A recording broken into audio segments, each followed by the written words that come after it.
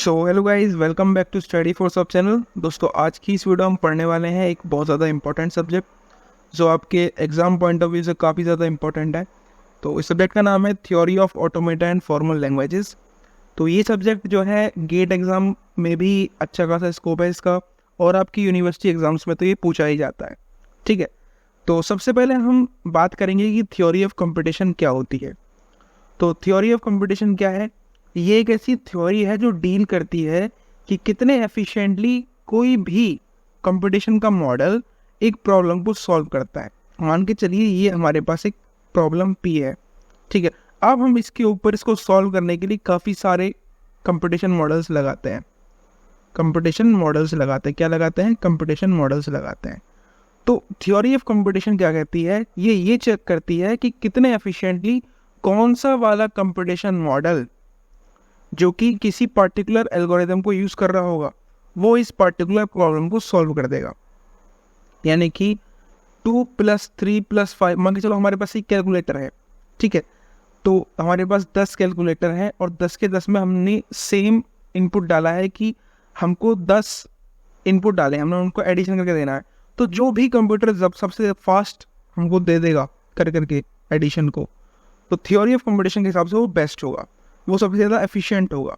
तो theory of competition क्या कहती है? ये एक ऐसी थ्योरी होती है जो डील करती है efficiency of the problem, how efficiently एक प्रॉब्लम को हम सॉल्व कर सकते हैं किसी भी मॉडल ऑफ कंपटीशन पर यूजिंग एन एल्गोरिथम। इसके बाद हम बात करेंगे कि types of theory of competition कितने होते हैं, यानी कि TOC यानी कि थ्योरी ऑफ कंपटीशन के टाइप्स कितने हैं। तो बेसिकली हमारे पास 3 टाइप्स के थ्योरी ऑफ कंपटीशन होते हैं। पहली है कंपैटिबिलिटी थ्योरी, दूसरी है कंप्यूटेशनल कॉम्प्लेक्सिटी थ्योरी, तीसरी है ऑटोमेटा थ्योरी। अब हम इनको एक एक करके पढ़ने वाले हैं। ठीक, तो सबसे पहले हमारे पास क्या है? कंप्यूटेबिलिटी थ्योरी। तो सबसे पहले थ्योरी हमारे पास है कंप्यूटेबिलिटी थ्योरी। तो कंप्यूटेबिलिटी थ्योरी क्या कहती है? कंप्यूटेबिलिटी थ्योरी का यूज़ हम कब करते हैं? इसका यूज़ हम करते हैं जब हमको ये डिफाइन करना होता है, ये डिटरमाइन करना होता है कि प्रॉब्लम जो हमारे पास आई है वो सॉल्वेबल है या सॉल्वेबल नहीं है। तो कंप्यूटेबिलिटी थ्योरी कहाँ पर अप्लाई की जाएगी? ये वहाँ पर अप्लाई की जाएगी जहाँ पर हमको सिर्फ यही डिटरमाइन करना है, हमको सिर्फ यही पता लगाना है कि जो हमारी पास प्रॉब्लम आई है वो सॉल्वेबल है या फिर अनसॉल्वेबल, यानी कि इसको सॉल्व नहीं किया सकता। इसीलिए इस थ्योरी को हम रिकर्सिव थ्योरी भी कहते हैं। ठीक है, तो कंप्यूटेबिलिटी थ्योरी क्या है? ये एक ऐसी थ्योरी है जो कि डिटरमाइन करती है कि जो हमारा प्रॉब्लम है वो सॉल्वेबल है या फिर अनसॉल्वेबल है, और इस थ्योरी को हम रिकर्सिव थ्योरी भी बोलते हैं। दूसरी जो हमारे पास थ्योरी, टाइप ऑफ थ्योरी है, वो कौन सी है? Computational complexity theory. Computational complexity theory जो होती है वो डील करती है कॉम्प्लेक्सिटी ऑफ द प्रॉब्लम से। यानी कि कोई भी प्रॉब्लम हमारे पास जो है, उनका हमारे पास जो प्रॉब्लम आई है वो कितनी ज़्यादा कॉम्प्लेक्स है और कितनी कम कॉम्प्लेक्स है। जब इसको हम कंप्यूट करते हैं तो उसको हम बोलते हैं कंप्यूटेशनल कॉम्प्लेक्सिटी थ्योरी। अगर हमारी प्रॉब्लम सॉल्वेबल होती है, इसके अकॉर्डिंग क्या है कि अगर हमारे प्रॉब्लम जो है वो सॉल्वेबल है तो वो कंप्यूटेशनली ईजी होगी। सीधी सी बात है, अगर जो प्रॉब्लम सॉल्व करने में ईजी है तो वो काफ़ी ज़्यादा ईजी नहीं हो जाएगी कंप्यूटेशनली सॉल्व? जैसे हमारे पास कोई प्रॉब्लम आई, अगर वो सॉल्वेबल है, उसको सॉल्व किया जा सकता है, तो ईजी होगा ना उसको सॉल्व करना, हमको पहले से पता है। लेकिन अगर कोई प्रॉब्लम ऐसी है जो अनसॉल्वेबल है तो उसको कंप्यूटेशनली सॉल्व करना काफ़ी ज़्यादा कॉम्प्लेक्स होता है और हार्ड होता है। तो इस तरीके से जब हम किसी थ्योरी की वजह से किसी प्रॉब्लम की कॉम्प्लेक्सिटी को के साथ डील करते हैं, उसको हैंडल करते हैं, उसको डिटरमाइन करते हैं, तो उस पर्टिकुलर थ्योरी को बोला जाता है computational complexity theory. Third type है हमारे पास ऑटोमेटा थ्योरी। तो ऑटोमेटा थ्योरी क्या है? ये एक ऐसी थ्योरी है जो डील करती है designing the automated computing devices and also mathematical models. तो ऑटोमेटा थ्योरी क्या करती है? ये हेल्प करती है कहाँ पर? ये हेल्प करती है उन जगहों पर जहाँ हम ऑटोमेटेड कंप्यूटिंग डिवाइसेस को डिज़ाइन कर रहे होते हैं। ठीक है, इतना सिंपल समझ के 3 टाइप्स की हमारे पास थ्योरी थी, हमने एक एक करके सारी की सारी आपको पढ़ा दिया। ठीक है,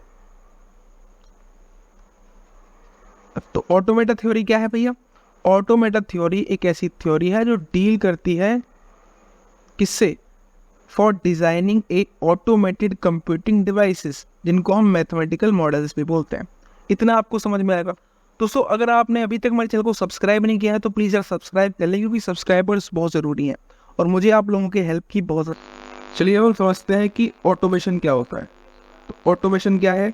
ये एक मैथमेटिकल मॉडल होता है किसी भी मशीन का। ऑटोमेशन क्या है? ये हमारे पास कोई मशीन, ठीक है, उसका जब हम ऑटोमेशन कर देंगे ताकि वो क्या कर पाए, वो कंप्यूटेशन परफॉर्म कर रहा है कुछ सीरीज ऑफ इनपुट पे, ठीक है, of N input through series of states. What is automation?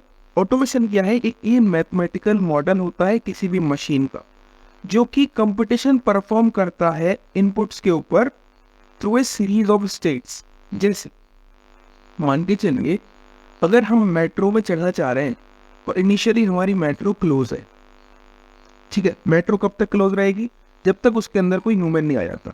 तो ये अभी क्लोज स्टेट पर है, ठीक है। अब इसमें हमारा ह्यूमन आया, ठीक है, जब तक ये इसमें ह्यूमन नहीं है, जब तक जीरो इनपुट है यानी कि ह्यूमन नहीं है इसके अंदर, तब तक ये क्या रहेगी? तब तक ये रहेगी क्लोज, ठीक है, तब तक ये रहेगी क्लोज। लेकिन जैसे ही इसमें ह्यूमन आया तो ये क्या हो जाएगी? ओपन। ये हो गई ओपन, यानी कि हमने पर इनपुट दिया, ह्यूमन आया तो ये हो गई ओपन, ठीक है। इसमें क्या हो रहा है? ये एक मैथमेटिकल मॉडल है जो कि कंपटीशन परफॉर्म कर रहा है इन इनपुट्स पे। जैसे 0 और 1 क्या है? ये इनपुट है, और इन इनपुट के बेसिस पे जो हमारा कंपटीशन मॉडल है वो सीरीज ऑफ स्टेट्स में ट्रांसफॉर्मेशन कर रहा है। क्या कर रहा है? सीरीज ऑफ स्टेट्स में ट्रांसफॉर्म हो रहा है, ट्रांजिशन कर रहा है, ठीक है। अब अगर ओपन है और बार बार अगर 1 आता रहेगा, ह्यूमन आते रहेंगे, तब तक तो ये रहेगा ओपन। जैसे आपको एक और बात समझाता हूँ।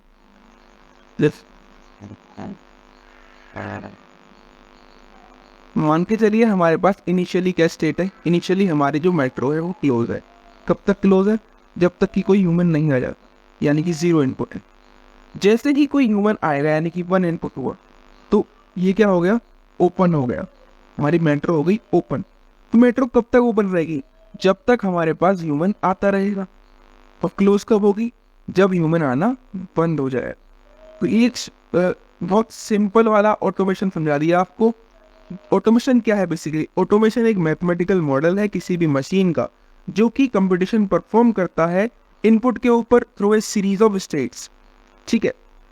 इंपॉर्टेंट पॉइंट समझना है कि हर एक स्टेट पे जो कंपटीशन है, हर एक स्टेट का जो कंपटीशन है, ठीक है, at each state of competition there is a transition function.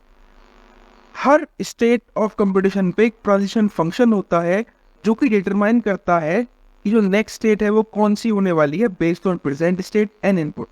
जैसे इसी एग्जांपल में देखिए, इसी एग्जांपल में आप देखेंगे कि ट्रांजिशन फंक्शन क्या है। ट्रांजिशन फंक्शन ये है कि भैया जब क्या इनपुट होगा और कौन सी स्टेट पे इनपुट होगा कि वो अगले स्टेट पे ट्रांजिशन कर पाए। जैसे जब तक ये क्लोज था, अगर 0 इनपुट आता रहा तो ये क्लोज रहा, लेकिन जैसे ही इस पे 1 इनपुट आया तो इसने ट्रांजिट कर दिया क्लोज से ओपन पे।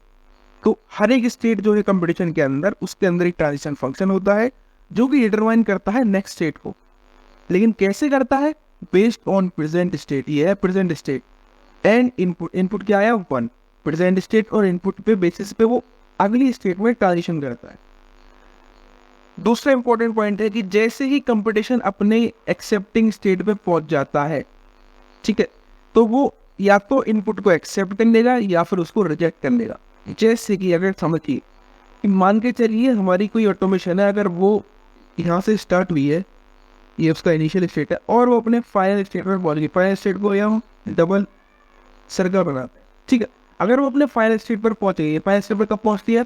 जब वो एक्सेप्ट कर लेती है। जैसे अगर हमको कोई स्ट्रिंग दे दी गई है, उसको हमें मैच करवाना है, ठीक है, और वो सीरीज ऑफ इनपुट्स और ट्रांजिशंस के थ्रू होकर के एक फाइनल स्टेट पर पहुंची है जहाँ वो एक्सेप्ट हो गई है। तो उस जगह पर क्या होगा?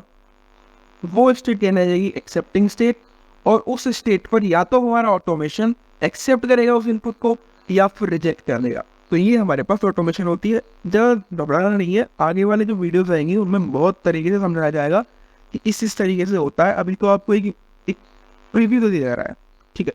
अगला क्वेश्चन है हमारे पास कि 4 टाइप्स के ऑटोमेशन कौन कौन से होते हैं। तो हमारे पास 4 टाइप्स के ऑटोमेशन होते हैं। एक होता है फाइनाइट ऑटोमेटा, एक होता है पुश डाउन ऑटोमेटा, एक होता है लीनियर बाउंडेड ऑटोमेटा और एक होता है ट्यूरिंग मशीन।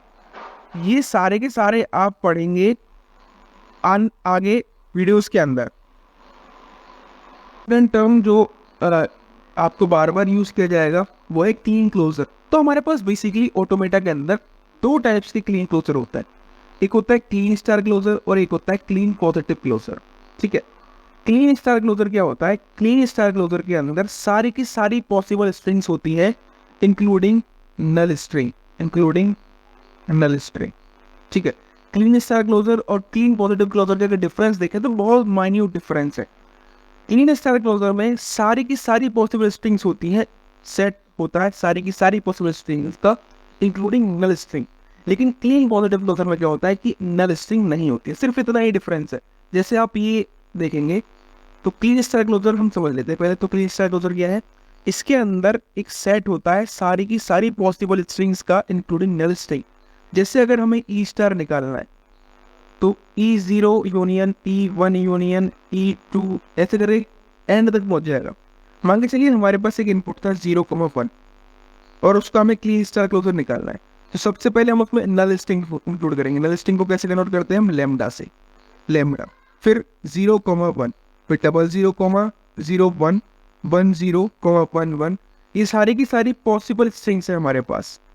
ठीक है, तो ई स्टार क्लोजर निकल के आया, लैम्डा हो सकता है एक पॉसिबल स्ट्रिंग, दूसरी पॉसिबल स्ट्रिंग 0 हो सकती है 0,1 इनपुट की, या 1 हो सकती है, या 00 हो सकती है, या 01 हो सकती है, या 10 हो सकती है, या 11 हो सकती है। तो ई स्टार के अंदर क्या हो गया? सारी की सारी set of all possible strings इसके अंदर इंक्लूड हो गया इंक्लूडिंग नल स्ट्रिंग। लेकिन अगर वही बात करें हम क्लीन क्लोजर की, क्लीन पॉजिटिव क्लोजर की, ये क्लीन स्टार क्लोजर था। क्लीन पॉजिटिव क्लोजर को हम डिनोट करते हैं इस तरीके से, और क्लीन स्टार को डिनोट करते हैं हम इस तरीके से। क्लीन स्टार में हम नल स्ट्रिंग को भी इंक्लूड करते हैं, लेकिन इसमें नल स्ट्रिंग को हम एक्सक्लूड कर देते हैं, यानी कि नल स्ट्रिंग्स में इंक्लूड ही नहीं हो रही है, नल स्ट्रिंग इंक्लूड नहीं हो रही है। ठीक है, जैसे इसमें देखिए अगर हमारे पास इनपुट है 0,1 तो ई पॉजिटिव क्लोजर जो होगा वो क्या होगा? उसके अंदर सिर्फ हमको लैम्डा हटा देना, बाकी 0 होगा, 1 होगा, 00 होगा, 01 होगा, 10 होगा, 11 होगा। तो ये क्लीन स्टार क्लोजर और क्लीन पॉजिटिव क्लोजर है। आई होप आपको डिफरेंस समझ में आया होगा। वीडियो पसंद आएगा तो वीडियो को लाइक करें, चैनल को सब्सक्राइब करें और बेल आइकन दबाना ना भूलें। Thanks for watching the video. जय हिंद, जय भारत।